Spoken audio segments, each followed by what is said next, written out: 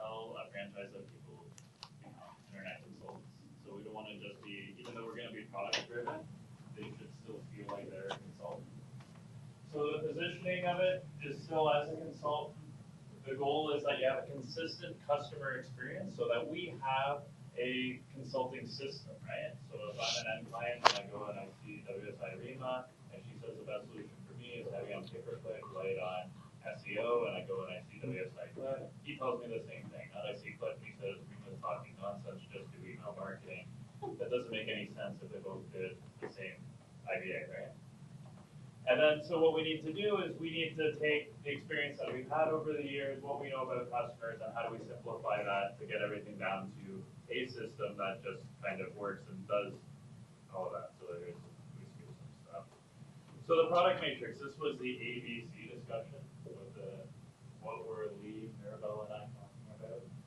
So each of the major categories, sites, search, SEO, PPC, branding, and then social, syndication, brand reputation, email marketing, will have A, B, and C getting sort of more robust, more complex with each.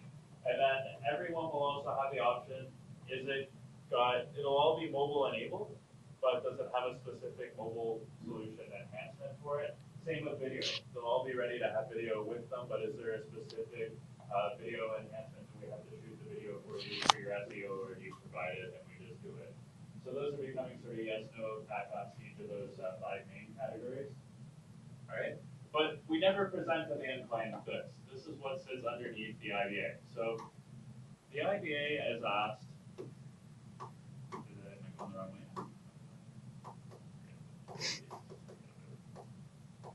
Okay. So the IBA works, I go and Rima's the customer, although she was just a consultant, like you said. And Rima is, let's say, like a landscaper, right? So we say, oh, you're a landscaper, and where are you a landscaper? And now that I know already kind of what industry she's in and what region she's in, I should have an idea of what budget is going to be effective for her and what kind of solution. So I can just go from my first few questions, this is kind of the marketing mix you should have. We know that's effective based on the number of landscapers that we've done business for, whatever number that is. When we get more specific, we can actually print that number on there, but now we just say because we have that experience.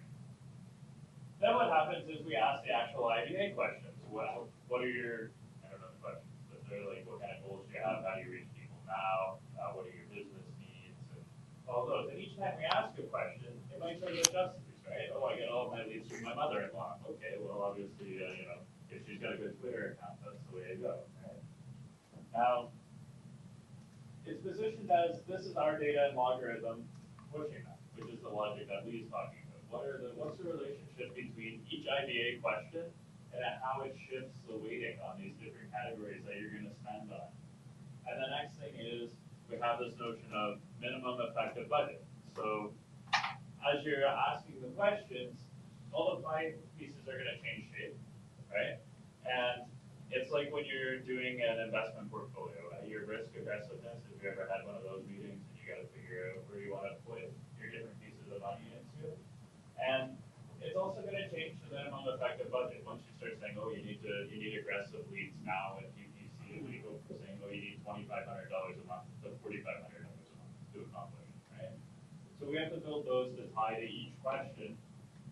And what it gives us is the ability to have this IBA always happen, always be presented the same way with ICs.